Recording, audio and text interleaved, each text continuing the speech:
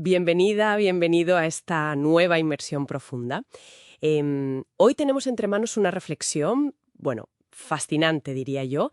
Mezcla un pasaje bíblico muy conocido con una historia familiar que además es súper conmovedora y todo en un contexto, complicadísimo como la Guerra Civil Española. Sí, la verdad es que sí. Queremos explorar una idea que, se repite mucho en las Escrituras, pero que aquí cobra una fuerza especial. Dios no hace acepción de personas.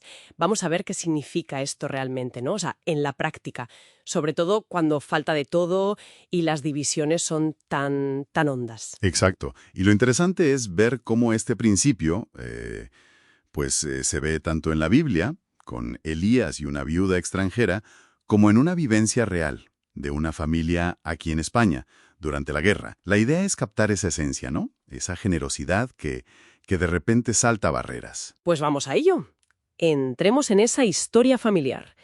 Viene de la tía abuela de la persona que escribió la reflexión. Se llamaba María. Estamos, como decíamos, en plena Guerra Civil, 1936-1939. Zona rural de Andalucía, ella y su familia, adventistas, con 4 niños pequeños y un huerto minúsculo para vivir. Una situación límite, vamos. Totalmente.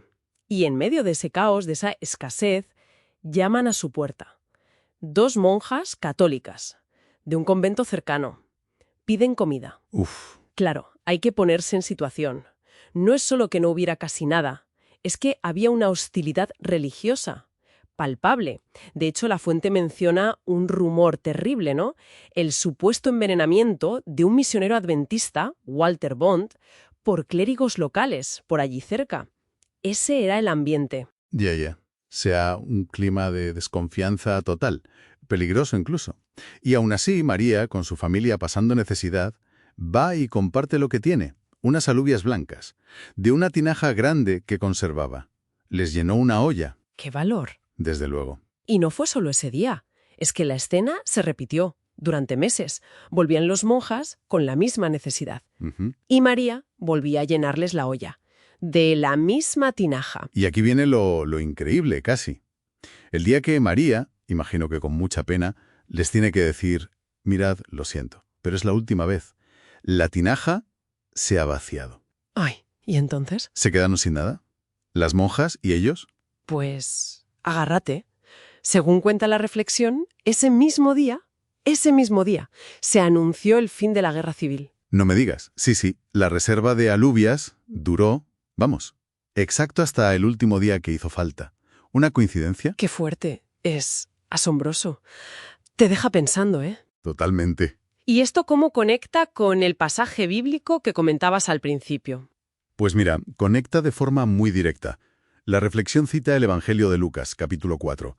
Jesús está hablando y recuerda una gran hambruna en Israel, y dice que el profeta Elías no fue enviado a ninguna de las muchas viudas israelitas que lo necesitaban, sino a una extranjera, una viuda en Sarepta de Sidón, o sea, fuera de Israel. Ah, claro.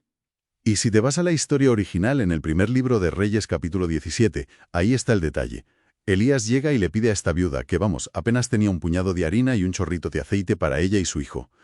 Le pide que primero le haga a él una torta, con eso poco que tenía. ¡Qué petición! Ya ves, pero ella lo hace, comparte lo poquísimo que tiene.